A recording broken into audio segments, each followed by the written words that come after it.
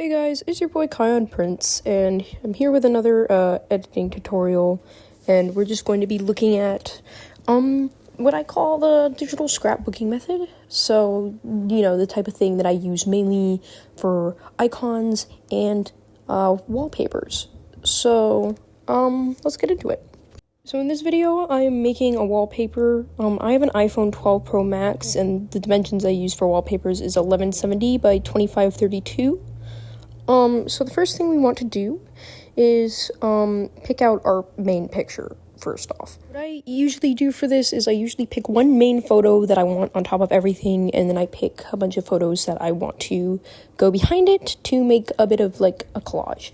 So this is me cutting out my main photo. We're going to be making a Bambi wallpaper because I love Bambi, and he's very cute. So I'm using the PicsArt cutout method that we went over in the very first video I made, where you essentially just kind of highlight it and hope it works and that you don't have to do it all manually. From there, you know the shebang. You just upload it to IBIS Paint, and you do the as necessary touch-ups, so it doesn't have chunks of green on the side of it. If you really wanted to, you could just play around with the PicsArt highlight touch-up section and just be a little more, like, careful with how you re-highlight things. I just personally think it's easier for me to just kind of, highlight the edges as needed and then go in and erase them on PicsArt, because IBIS Paint, because IBIS Paint is actually made for this and PicsArt kind of isn't. So, like, the erasing and brushing, I don't think you can, like, adjust your view quite as much and all that, so I just prefer this. But if you really wanted to, you could just highlight and touch up a little more carefully on PicsArt instead of doing this. So I finished doing that, and I also gave him the little antlers I like giving him, removed his fawn spots, and then I went to put a flower crown on him, a heart crown, or emoji crown, essentially, because they can have all sorts of things on them. And this is because I love heart crowns. This is completely optional, but I do recommend it because it just makes things look 10 times cuter, in my personal opinion. But again, that is a personal opinion, so you don't have to put heart crowns on them if you don't want. I just think it looks super cute. Something I also did once I chose the heart crown was, I like to mess with the opacity just the littlest bit, and sometimes add filters. But once I did that, I saved it, and we brought it back to IBIS Paint. And I just positioned him where I knew I wanted him. This helps you know where you can put the background images so that, anything that you want visible won't be interfered with. So I took this cute photo of a fawn and I plopped it into PicsArt, and I hit the tools, and then I used shape crop, and I cropped it into a little shape of a heart because I thought it made it look cuter.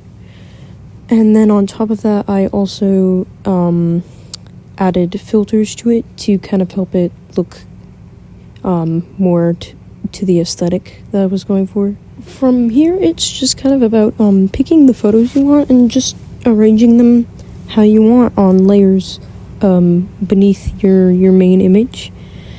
So sometimes I like taking, like, fabric patterns that match the color scheme I'm going for, just, like, kind of aesthetic looking photos, things like that. I have a lot of, like, forest and deer photos for this specifically because it's Bambi.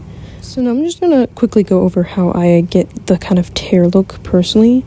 So first I go to erasers and I use the dip pen bleed eraser, and then I just kind of erase the edges, usually at the highest, like, size, because it's kind of a small eraser.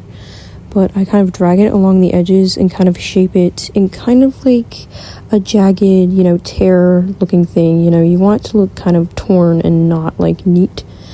And so I kind of just drag it around like that.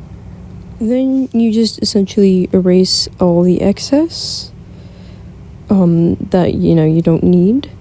And then what you're going to do is you're going to go to your brush tool on a layer underneath, usually is the easiest. And you're going to use dip pen bleed, but as a brush.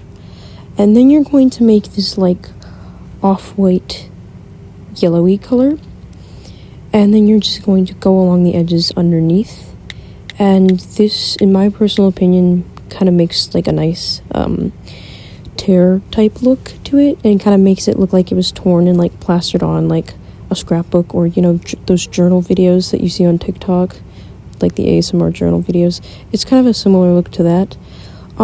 Depending on like what apps and stuff you use, there are probably other ways to achieve a look like this. This is personally what I found works. And then you just kind of continue adding photos and stuff. I wanted a picture of a meadow because, you know, the meadow has big symbolism in Bambi. So I just kind of had like pictures of forest and deers and all sorts of cute little things. You really can just do what you want with it and just, you know, use the layers and the brushes and all that to, you know, make it look the way you want it to look. So here I just wanted this cute photo of Bambi and his dad. And I just brought it into PicsArt to, you know, add some filters to it. Typically the paper filters are the ones that usually work the best with this kind of aesthetic. But sometimes, depending on like the picture you're using, you might have to like scroll through some of the other ones. But, you know, typically the kind of scratchy, grainy, filmy looking filters are the best ones for this type of thing, in my personal opinion.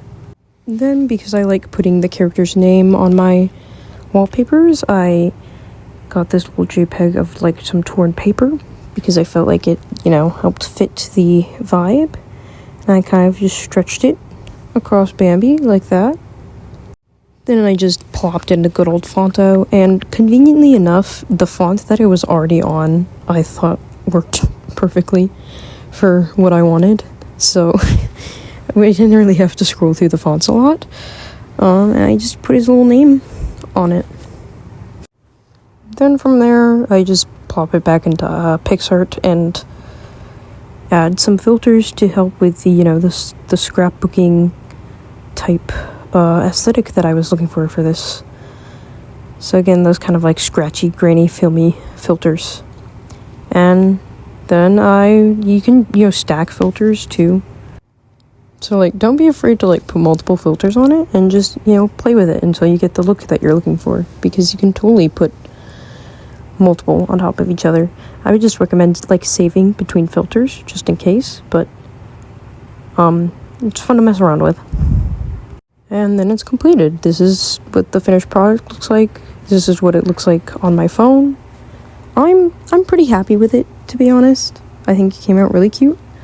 And so that's essentially the scrapbooking method. As always, I hope you found this helpful, and I hope that you were able to, you know, learn something from this. And if not, I still appreciate you for watching the video. If there's something else you want to know about, or something you want to see me go more into detail about, just let me know in the comments and I'll do my best to accommodate.